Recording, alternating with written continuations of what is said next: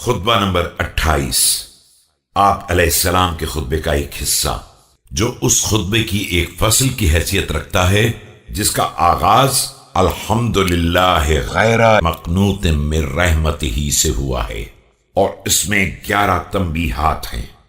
بسم اللہ الرحمن الرحیم۔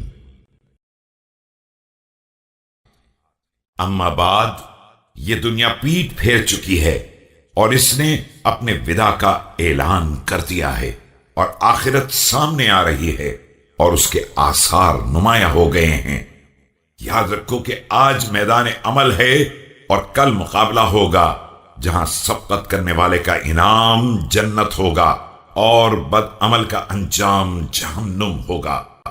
کیا اب بھی کوئی ایسا نہیں ہے جو موت سے پہلے خطاؤں سے توبہ کر لے اور سختی کے دن سے پہلے اپنے نفس کے لیے عمل کر لے؟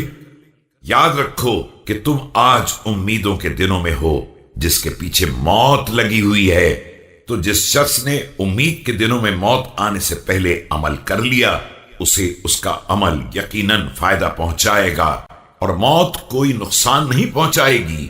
لیکن جس نے موت سے پہلے امید کے دنوں میں عمل نہیں کیا اس نے عمل کی منزل میں گھاٹا اٹھایا اور اس کی موت بھی نقصان دہ ہوگی۔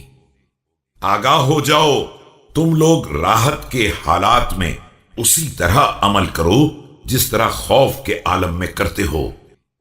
آگاہ ہو جاؤ کہ میں نے جنت جیسا کوئی مطلوب نہیں دیکھا ہے جس کے طلبگار سب سو رہے ہیں، اور جہنم جیسا کوئی خطرہ نہیں دیکھا ہے جس سے بھاگنے والے سب خواب غفلت میں پڑے ہوئے ہیں۔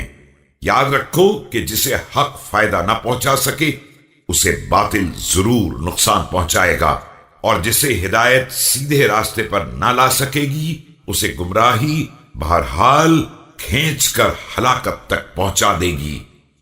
آگاہ ہو جاؤ کہ تمہیں کوچ کا حکم مل چکا ہے اور تمہیں زاد سفر بھی بتایا جا چکا ہے، اور تمہارے لیے سب سے بڑا خوفناک خطرہ 2 چیزوں کا ہے: خواہشات کا اتباع اور امیدوں کا طولانی ہونا۔ لہذا جب تک دنیا میں ہو اس دنیا سے وہ زاد راہ حاصل کر لو جس کے ذریعے کل اپنے نفس کا تحفظ کر سکو۔